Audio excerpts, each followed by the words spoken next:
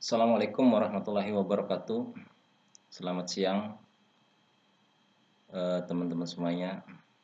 Semoga kabar baik selalu di siang hari ini. Kita jumpa lagi di perkuliahan kita. Mohon maaf, untuk hari ini saya sediakan dalam bentuk streamingnya ya.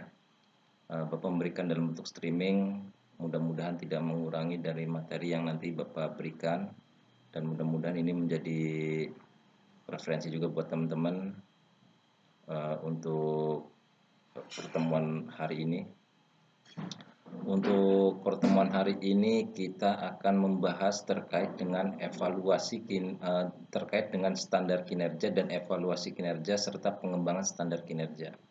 Ini topik yang akan kita bahas di hari ini, di mana topik ini adalah topik yang menjadi poin penting di dalam penyusunan sebuah sistem, di mana di dalam sebuah sistem itu perlu ada sebuah standar kinerja, di mana di dalam standar kinerja inilah yang menjadi ukuran pencapaian dan apa yang akan dicapai dari sebuah proses, yang nantinya adalah bagaimana evaluasi kinerja ini bisa menghasilkan sesuatu yang nantinya akan menjadi sebuah feedback ataupun masukan kembali bagi si karyawan dan pengembangan bagi si karyawan itu sendiri.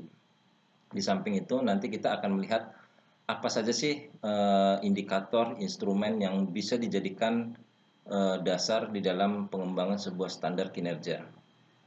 Baik, nanti kita akan lihat satu poin per poin dari sebuah sistem yang ada di dalam evaluasi kinerja ini dan pengembangannya seperti apa.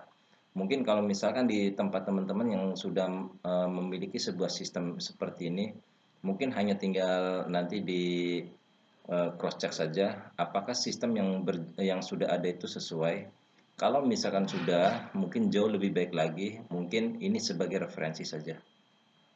Akan tetapi bagi yang belum memiliki sebuah sistem evaluasi kinerja di dalam organisasinya ataupun di mana tempat saat ini bekerja, artinya ini mungkin bisa menjadikan sebagai sebuah proposal bagi teman-teman kepada manajemennya ataupun kepada atasan teman-teman. Oke. Sekarang kita akan lihat dari definisinya dulu berkaitan dengan standar kinerja. Apa sih itu standar kinerja? Ada dua referensi yang Bapak ambil. Yang pertama adalah dari Kate dan William. Bahwasanya standar kinerja adalah benchmark ataupun tolak ukur untuk mengukur kinerja karyawan.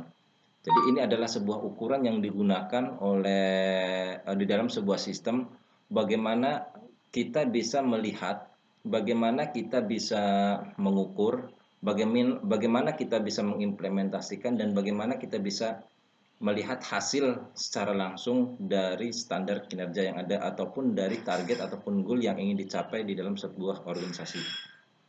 Kemudian kalau kita melihat dari referensinya Wirawan, standar kinerja adalah tolak ukur minimal kinerja yang harus dicapai karyawan secara individual ataupun kelompok pada semua indikator kinerjanya. Jadi di sini lebih luas lagi Wirawan memberikan gambarannya, bahwasanya secara individual ataupun kelompok, bagaimana apa yang diukur secara individualnya, kemudian apa goal-goal yang ingin dicapai, dan kemudian bagaimana hasil pencapaiannya, dan kemudian dari indikator-indikator yang ada di dalam sebuah dimensi sebagai ukuran di dalam pencapaian ataupun target kerja itu seperti apa hasilnya. Ini lebih spesifik lagi menurut Wirawan. Kemudian bagaimana sih menciptakan sebuah standar kinerja yang lebih efisien, lebih efektif? Kalau kita melihat dari standar kinerja yang ada, agar lebih efektif, sebuah standar kinerja ini harus ada kaitannya dengan job analisis yang ada di dalam organisasi itu sendiri. Makanya di sini ditekankan bahwasanya agar supaya sebuah sistem evaluasi kinerja ini berjalan efektif, sebaiknya yang harus dilihat adalah bagaimana job analisis itu dibuat, bagaimana job analisis itu tersedia di dalam organisasi tersebut. Jika standar kinerja ini tidak memiliki sebuah alat yang digunakan untuk mengukur dari standar kinerja, itu susah sekali untuk mengukurnya nanti. Salah satunya adalah dari job analisis ini. Di mana di dalam job analysis ini adalah ada dua yang kita lihat. Yang pertama, bagaimana job description dari sebuah jabatan. Kemudian bagaimana spesifikasi dari sebuah jabatan itu sendiri.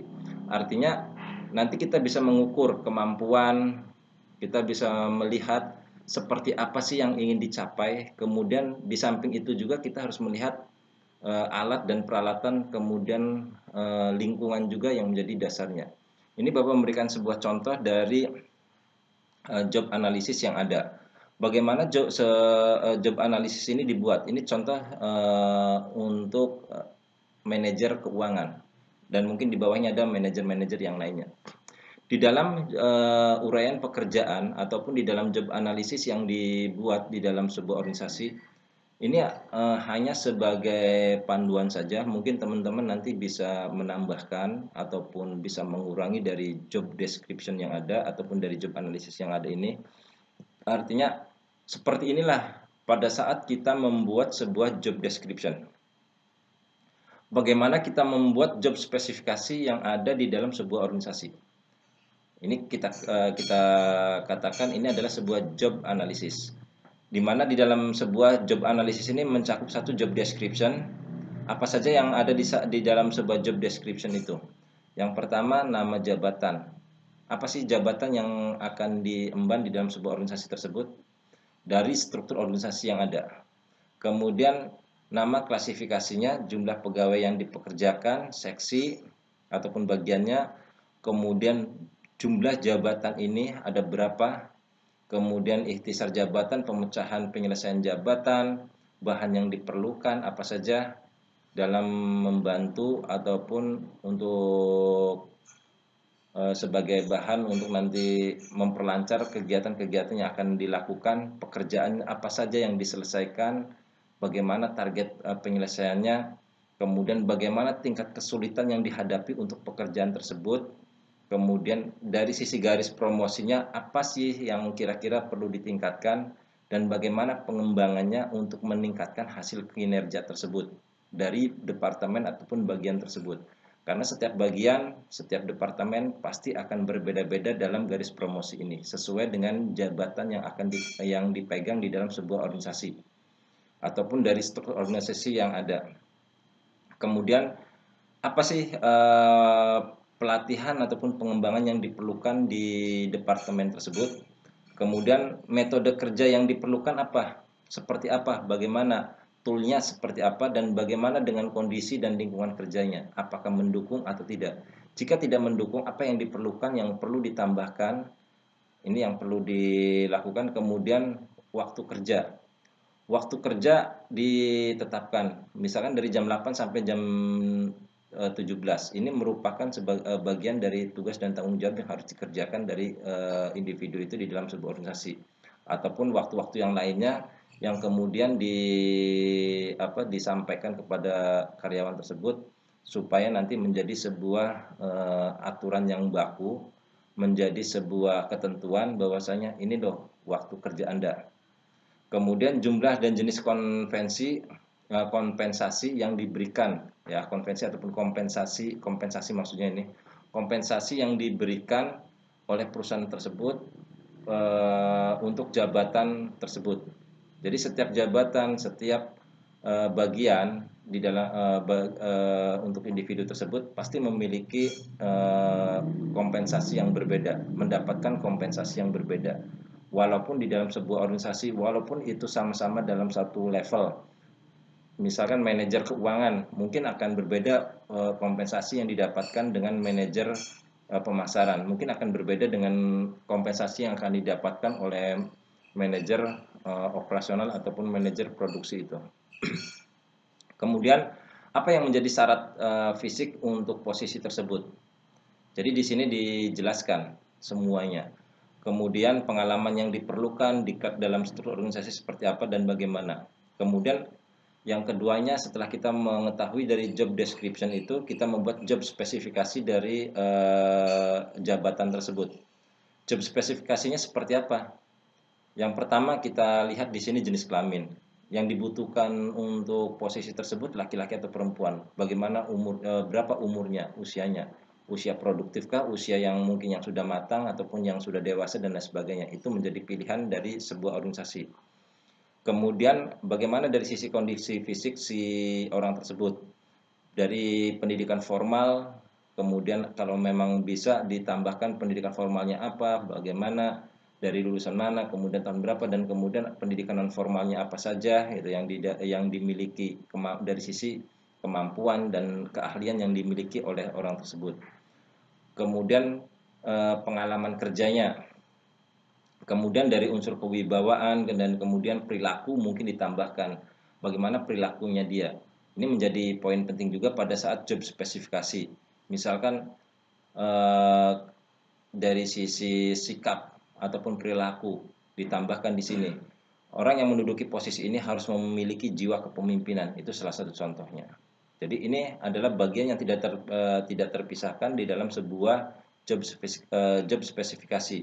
Job spesifikasi seperti ini mungkin bisa ditambahkan oleh teman-teman kalau memang masih kurang. Mungkin bisa Anda kurangi jika dirasa oh ini tidak perlu di dalam sebuah organisasi. Ini hanya sebagai format saja, format yang bisa digunakan oleh teman-teman sebagai referensi pada saat Anda menyusun sebuah job analisis dalam sebuah organisasi. Ya, masih di bawahnya masih ada nih nanti sebagai referensi job desk untuk HRD seperti apa dan lain sebagainya. Kemudian di dalam standar kinerja sendiri ada sebuah prinsip. Di pertemuan pertama sudah pernah kita bahas. Ada sebuah prinsip di dalam standar kinerja yang kita pahami adalah bagaimana prinsip tersebut bisa dijalankan dengan benar, bagaimana prinsip-prinsip yang ada di dalam standar itu bisa diketahui dan bisa menjadi sebuah acuan bagi karyawan itu sendiri. Prinsip yang kita kenal di sini adalah prinsipnya adalah SMART dalam menetapkan sebuah standar kinerja. Yang pertama kita lihat, SMART yang pertama adalah spesifik. Spesifik ini di sini harus detail ya. Artinya jelas dan rinci apa yang menjadi targetnya, apa yang menjadi goalnya, apa yang menjadi tujuannya di dalam organisasi itu untuk periode tertentu ataupun untuk periode ini ataupun periode yang akan datang gitu ya. Jadi apa yang akan dikejar dari setiap departemen, setiap bagian, setiap unit kerja pasti memiliki target-target yang berbeda. Tidak mungkin targetnya bagian produksi sama dengan bagian pemasaran, itu tidak mungkin. Ya, begitu juga dengan keuangan. Keuangan tidak akan mungkin akan sama dengan bagian produksi karena target-targetnya berbeda. Karena departemennya pun berbeda. Artinya ini yang harusnya betul-betul dilihat berdasarkan dari job analisis di dalam sebuah organisasi tersebut. Kemudian yang keduanya dapat diukur. Apa sih yang menjadi ukuran di dalam standar kinerja, di dalam pencapaian kinerja karyawan itu? Kemudian ini dapat diukur ini baik secara kualitatif ataupun secara kuantitatif. Artinya bisa dari sisi jumlah ataupun dari pencapaian secara deskripsionalnya seperti apa. Kemudian achievable, dapat dicapai. Pastikan setiap tujuan ataupun target-target yang kita buat, pastikan ini harus bisa dicapai oleh si karyawan ataupun oleh individu yang ada di dalam organisasi. Jangan hanya keinginan dari manajemen, akan tetapi tidak bisa melihat kondisi lingkungan, alat dan peralatan yang digunakan oleh karyawan dalam mencapai target-target tersebut. Jadi ini harus dikomunikasikan dan menjadi sebuah komitmen antara manajemen, komitmen bagi karyawan juga pada saat akan mencapai sebuah target ataupun goal di dalam sebuah organisasi. Kemudian result oriented, berorientasi pada hasil. Selalu yang dilihat adalah hasil. Bagaimana hasil yang dilakukan selama ini oleh karyawan tersebut ataupun oleh bagian-bagian tersebut. Artinya yang kita lihat adalah hasilnya, bukan prosesnya. Yang penting manajemen by objektif dan subjek, lebih mementingkan manajemen by objektif. Apa sih yang menjadi sasaran utamanya? Jadi secara objektivitasnya kita lihat. Nanti kita lihat hasilnya seperti apa. Bagaimana Pak kalau misalkan secara subjektifnya yang dilihatnya? Yang penting hasilnya itu tercapai, secara subjektifnya jika tidak bypass, masih tetap mengikuti aturan-aturan, artinya itu masih bisa kita lihat sebagai hasil dari pencapaian kinerja tersebut, ya. Karena mungkin secara subjektif tidak termuat apa yang dia lakukan itu tidak termuat di dalam sebuah standar, tidak termuat di dalam sebuah aturan yang akhirnya langkah-langkah ataupun tahapan-tahapan yang dilakukan oleh karyawan tersebut ataupun oleh kelompok tersebut tidak termaktub di dalam sebuah peraturan. Akhirnya itu bisa dijadikan secara subjektifnya, bisa kita lihat. Walaupun mungkin yang lebih kita kedepankan sebetulnya adalah secara objektivitasnya, ataupun manajemen objektif itu jauh lebih penting dalam pencapaian sebuah target. Kemudian time frame. Jelas jangka waktu pencapaiannya. Seperti apa sih jangka waktu pencapaiannya? Berapa lama periodenya? Apakah 1 bulan, 2 bulan, 6 bulan, atau 1 tahun?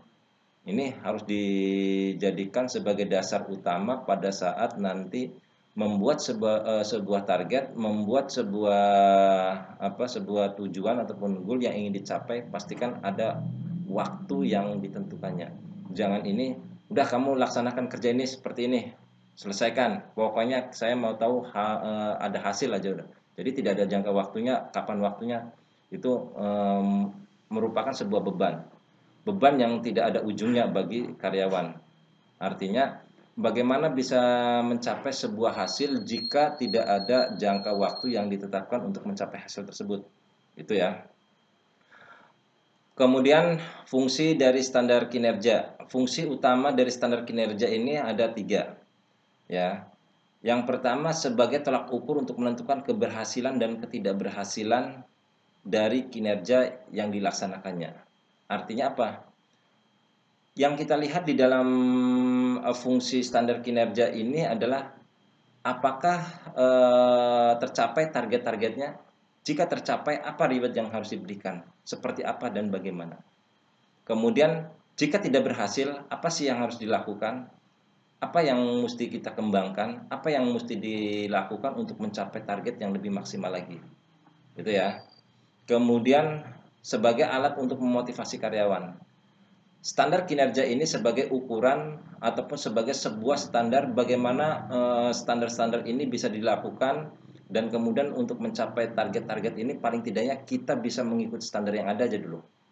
Jadi dalam mencapai sebuah target, coba ikuti dulu standar-standarnya, ikuti aturannya. Aturannya seperti apa untuk mencapai target-target yang ada. Misalkan target untuk mencapai penjualan ini langkah-langkahnya seperti ini, seperti ini, seperti ini yang ada dalam sebuah SOP-nya. SOP itu coba diikuti dulu. Jika SOP itu tidak bisa mencapai target yang ada, artinya ada kesalahan di dalam sistem tersebut, ada kesalahan dalam prosedur tersebut. Artinya mungkin SOP tersebut ataupun aturan tersebut yang ada di dalam organisasi itu harus diperbaharui. Karena sudah tidak zamannya lagi misalkan dengan pola seperti ini. Setelah kita mengikuti standar yang ada tidak bisa mencapai, berarti bukan kesalahan kita dong. Artinya itu ada kesalahan di dalam sebuah sistem. Ya, makanya sebuah sistem itu harus up to date, mengikuti perkembangan zaman, mengikuti perkembangan. Artinya apa sih yang dibutuhkan saat ini, bagaimana sih upayanya, seperti apa dan bagaimana. Itu harus selalu diupdate. Bahkan kalau memang bisa diupdate-nya itu, jika di dalam sebuah sistem ada sebuah pembaharuan, harusnya segera disosialisasikan kepada karyawan, kepada semua departemen ataupun kepada departemen-departemen tertentu, yang nantinya supaya nanti jangan sampai kaget dengan perubahan-perubahan yang ada. Akan tetapi bagaimana dengan target yang ada? Target yang ada yang sudah dibuat komitmen di awal jangan sampai dirubah. Artinya itu tidak menjadi sebuah konsistensi bagi si manajemen dalam membuat target-target. Artinya walaupun sudah ada pembaharuan, misalkan begini, saat ini SOP-nya ataupun standar yang ada seperti ini, tiba-tiba di bulan depannya ada perubahan terkait dengan SOP yang ada. Apakah target itu akan berubah? Tidak, perubahan di sistem tidak merubah target ataupun goal yang ada di dalam organisasi. Karena target yang ada di dalam sebuah organisasi ini merupakan komitmen awal. Sedangkan pembaharuan di dalam sebuah sistem itu merupakan pengembangan dari sebuah sistem. supaya mempermudah, memperlancar dalam mencapai target-target yang ada. Terkait dengan perubahan-perubahan yang ada dalam sebuah sistem itu bisa dilakukan untuk target yang akan datang ataupun periode-periode ataupun masa yang akan datang dalam membuat sebuah target ataupun goal yang ingin dicapai. Target yang ada saat ini ya udah kita berjalan sampai periode tertentu, sampai habis periode. Kemudian untuk pembaharuan ininya nanti kita lakukan untuk target yang akan datang. Kemudian sebagai panduan ataupun pedoman bagi karyawan dalam mencapai sebuah kinerja. Kinerja seperti apa? Kinerja yang ada di dalam organisasi itu sendiri, ya. Artinya inilah panduan yang harus diikuti yang tadi Bapak bilang juga. Bahwasanya coba ikuti dulu standar-standar yang ada, SOP yang ada di dalam organisasi seperti apa untuk mencapai sebuah target kinerja tersebut. Jika mengharuskan seperti ini, artinya kita sudah bekerja sesuai dengan SOP-nya. Walaupun tidak tercapai target itu, yang penting kita bekerja sudah sesuai dengan SOP yang ada. Nanti baru kita evaluasi. Nah, itulah perlu adanya evaluasi kinerja itu, artinya untuk mengevaluasi dari SOP, mengevaluasi dari sistem yang ada, mengevaluasi dari standar yang ada, mengevaluasi karyawan yang ada juga. Artinya bukan hanya sistemnya saja, tapi karyawannya juga yang dievaluasi. Jangan sampai nanti sistemnya bagus, tetapi personalitinya ataupun individunya tidak bagus juga. Kenapa? Mungkin perlu ada pengembangan juga. Tidak semua sistem sebagus apapun sebuah sistem tanpa didukung dengan kompetensi, keahlian yang memadai dari individunya atau dari personalitinya, artinya sama saja bohong. Artinya harus tetap seimbang. Ini fungsi utama di dalam sebuah standar kinerja. Kemudian bagaimana hubungan kinerja, standar kinerja, dan evaluasi kinerja? Jika kita lihat dari alur yang ada, kita lihat dari framework-nya nih. Dari prosesnya, karyawan mengimplementasikan pekerjaan itu. Seperti apa pekerjaan itu dilakukan? Apakah mereka sudah mengikuti prosedur, mengikuti aturan, mengikuti standar yang ada? Kemudian bagaimana hasil ataupun kinerjanya? Ya, bukan hasilnya, tetapi bagaimana kinerja dari karyawan itu sendiri. Lalu kita melakukan evaluasi. Evaluasi kinerja ini dengan cara apa? Evaluasi kinerja yang digunakan adalah bagaimana standarnya. Standar kinerjanya seperti apa? Apa sih alatnya? Apa sih ukuran yang digunakan untuk mencapai kinerja tersebut? Kemudian toolnya seperti apa? Tool evaluasi kinerjanya ya maksudnya.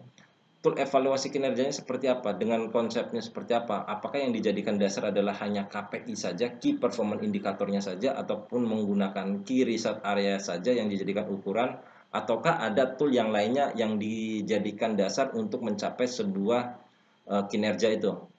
Kemudian yang selanjutnya, yang tahap 5 adalah hasil evaluasi kinerja sendiri. Bagaimana hasil evaluasi kinerja dari tool, persyaratan, proses yang sudah dilakukan seperti apa, outputnya seperti apa. Kita bisa lihat dari hasil kinerja, dari hasil evaluasi kinerja itu sendiri.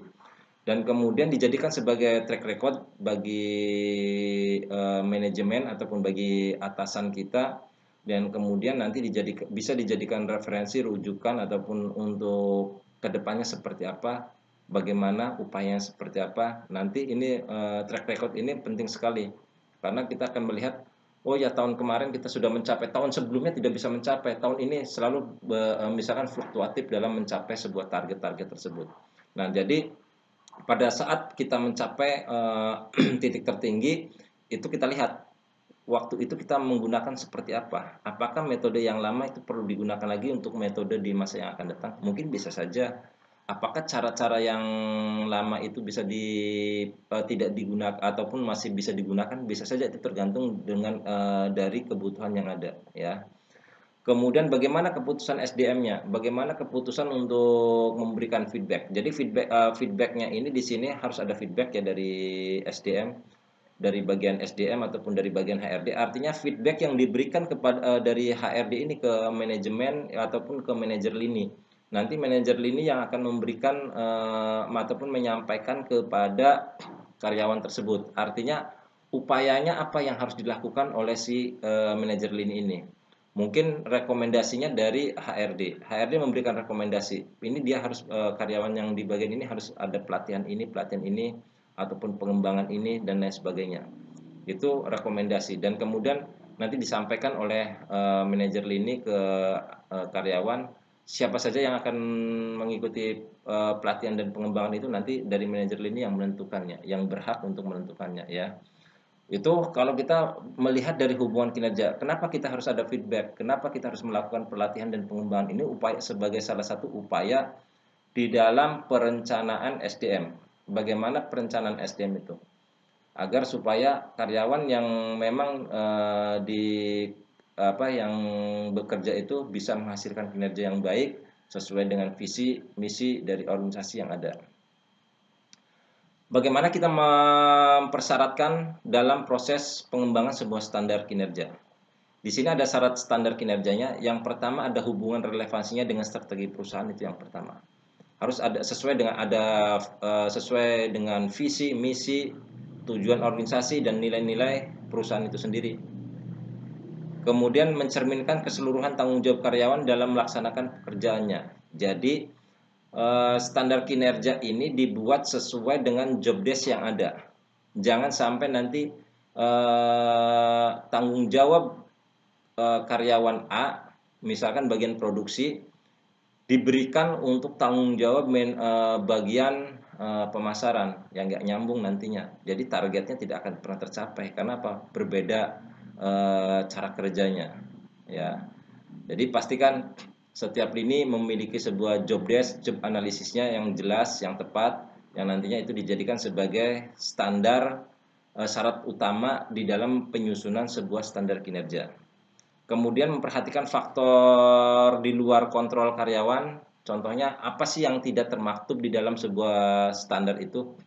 Jika melakukan upaya begini, maksud Bapak adalah jika di dalam sebuah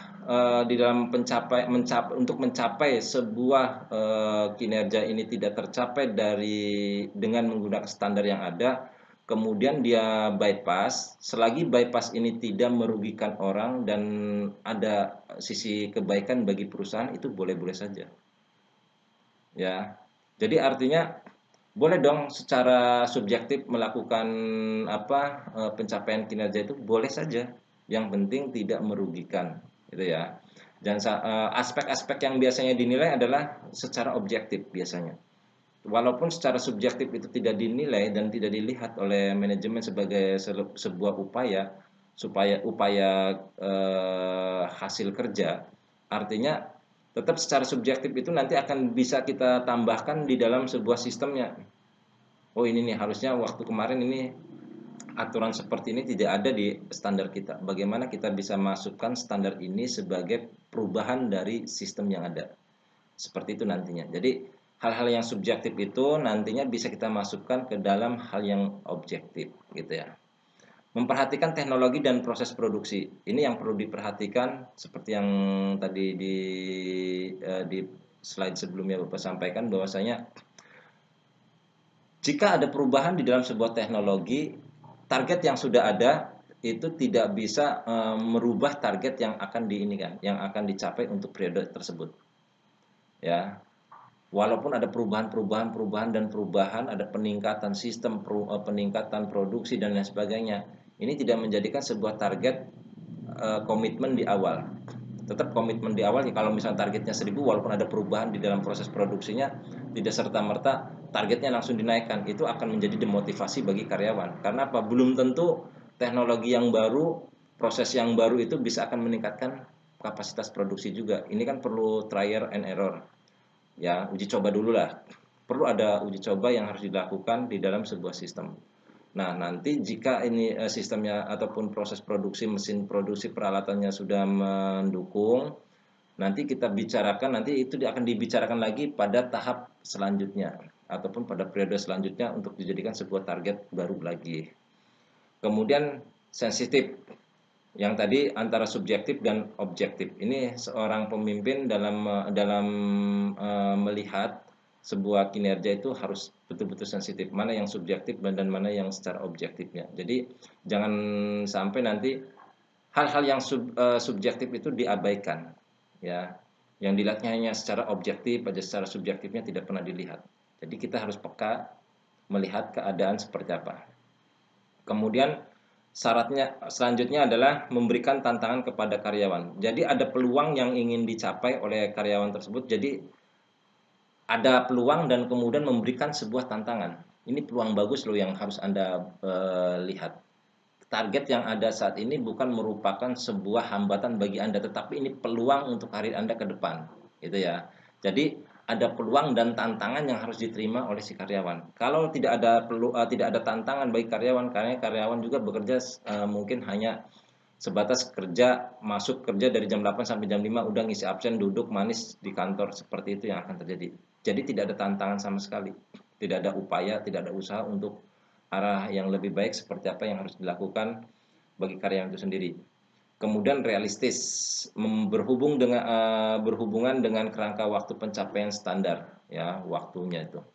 Kemudian dapat diukur dan ada alat ukurnya, apa ukuran yang akan dicapai seperti apa dan bagaimana, apa yang menjadi dasarnya, gitu ya, alatnya seperti bagaimana. Kemudian standar harus konsisten. Tadi sudah dijelaskan bahwasanya konsistensi ini sangat penting bagi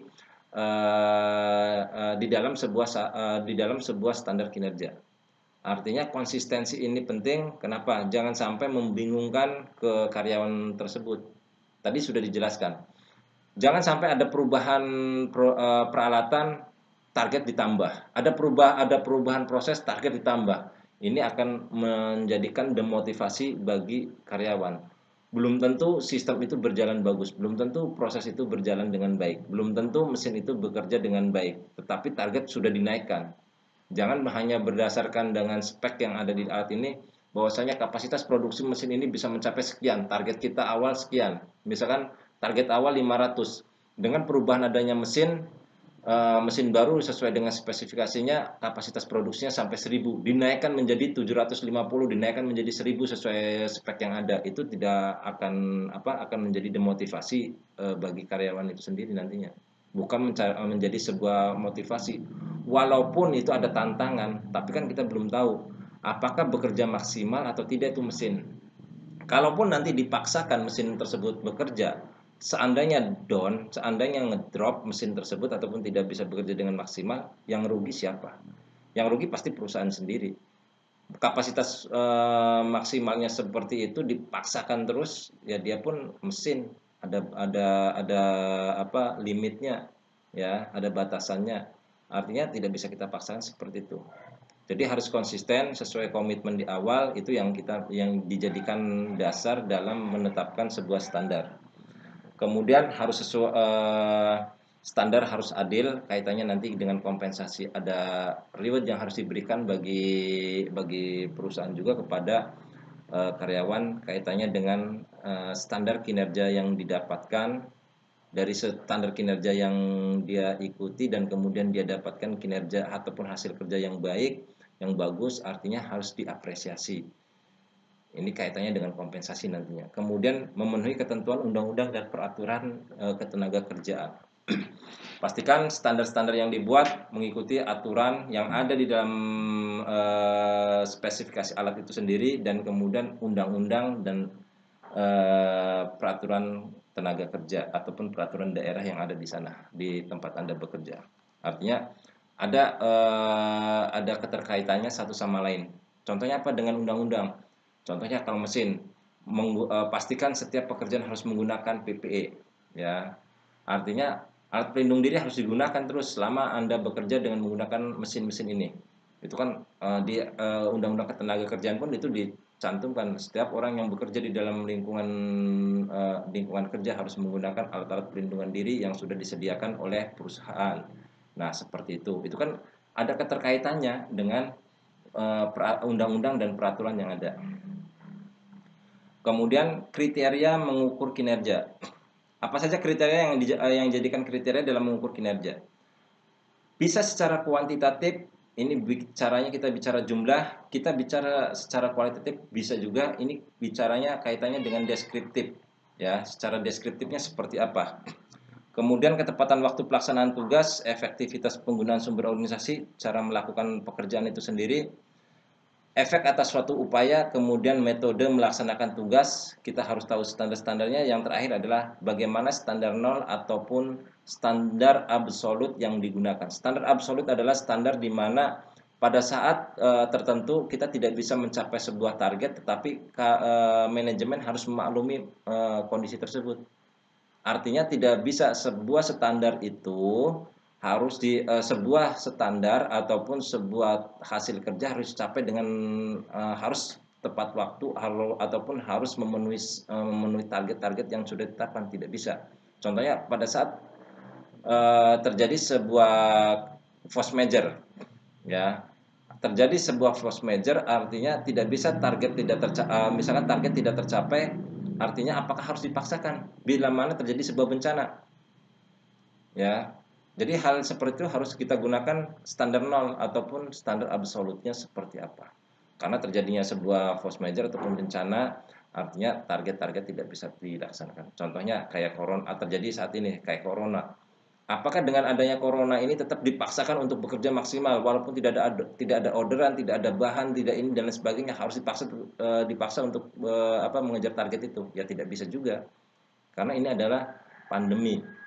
Ya, jadi hal seperti inilah yang menjadikan ada bagaimana kriteria itu bisa ditetapkan, ya. Ada kriteria-kriteria khusus yang bisa kita ini kan. Itu adalah standar nol yang ataupun standar absolut yang digunakan di dalam menentukan sebuah kinerja. Bagaimana proses penyusunan di dalam sebuah standar kinerja? Yang perlu kita lihat adalah ada dua. Pertama kita lihat dari job analisisnya dulu. Dari job analisisnya, kemudian dari job description-nya seperti apa, itu yang akan kita lihat. Baru kita lihat dari implementasi pekerjaan itu sendiri. Dari implementasi pekerjaan ini nanti kita akan menyusun sebuah indikator-indikator yang ada, ya. Jadi yang tahap pertama itu bagaimana job analisis di dalam sebuah organisasi itu. Ada tidak? Jika sudah ada, apa yang harus kita buat? Target apa yang harus kita buat dan target apa yang harus kita tentukan? Bagaimana caranya?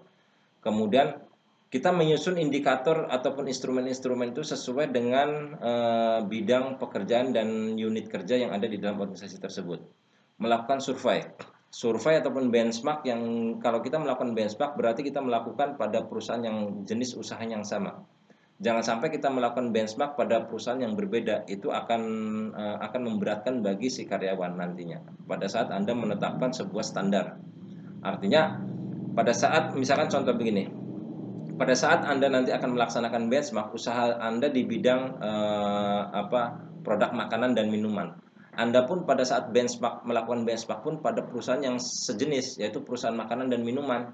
Jangan sampai Anda melakukan benchmark pada perusahaan baja. Ya, perusahaan Anda bergerak di bidang makanan dan minuman, Anda benchmarknya di perusahaan baja yang nggak akan nyambung standar kinerjanya, tidak akan sesuai dengan apa yang akan menjadi tujuan dan target Anda nantinya. Jadi akan bertolak belakang nantinya. Jadi hal-hal yang seperti ini, boleh tidak kita melakukan? Boleh saja. Akan jauh lebih baik pada saat kita melakukan untuk menyusun sebuah indikator dan dimensi ini, akan jauh lebih baik lagi jika kita langsung turun di lapangan secara langsung.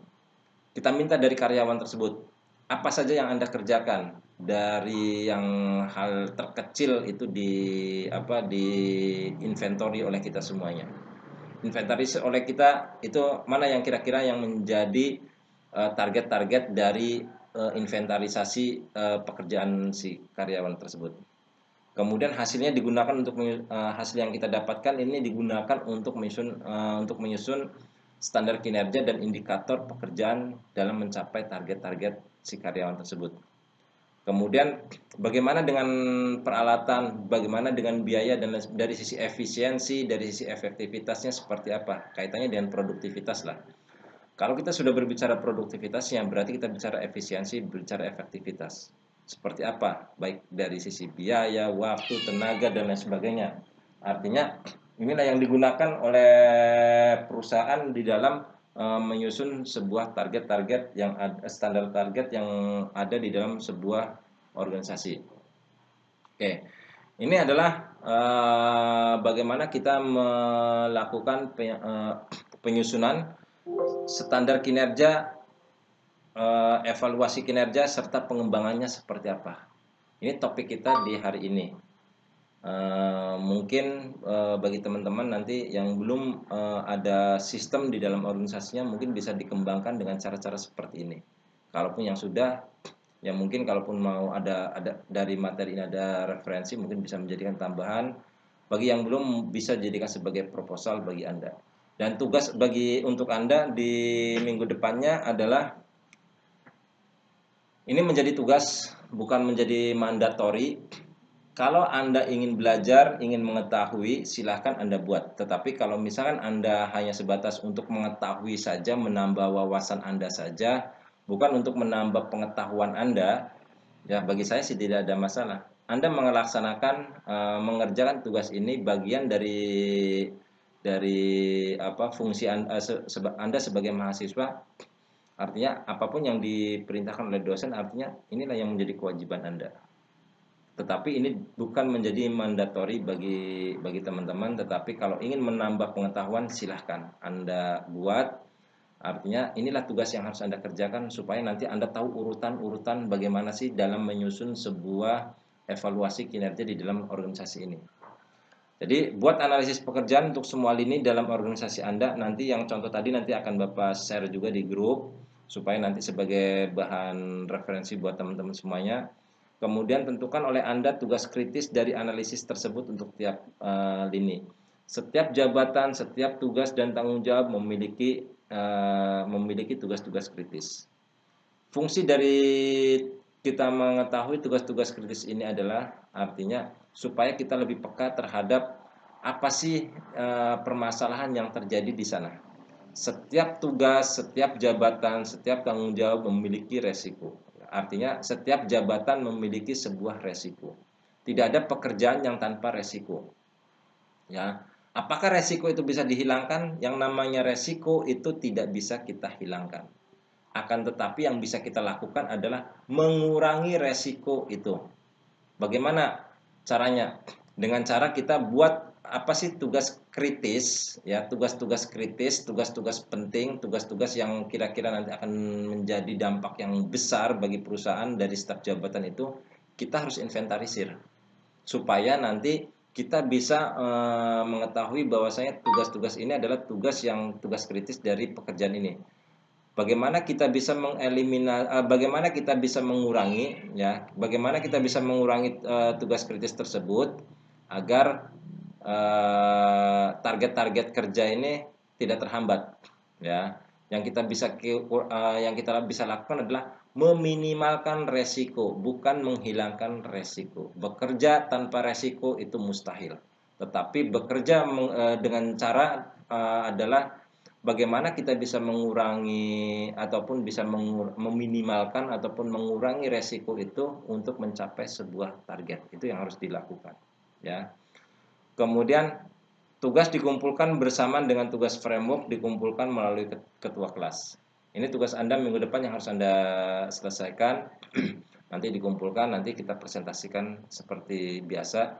Untuk hari ini tidak ada presentasi. Untuk framework nanti kita akan gabungkan di minggu depannya. Itu saja materi yang bisa Bapak sampaikan. Nanti jika ada pertanyaan, nanti silakan pertanyaan itu Anda kirimkan lewat WA group. Nanti dari WA group nanti akan Bapak respon, ya. Jadi pertanyaannya jangan dimasukkan secara private message, ya. Tetapi pertanyaannya silakan Anda ajukan di grup. Insya Allah nanti akan Bapak jawab apakah lewat tulisan ataupun lewat audio yang akan Bapak share. Itu saja materi yang bisa Bapak sampaikan. Kurang lebihnya Bapak mohon maaf. Dan Bapak akhiri, billahi taufiq wal hidayah. Assalamualaikum warahmatullahi wabarakatuh.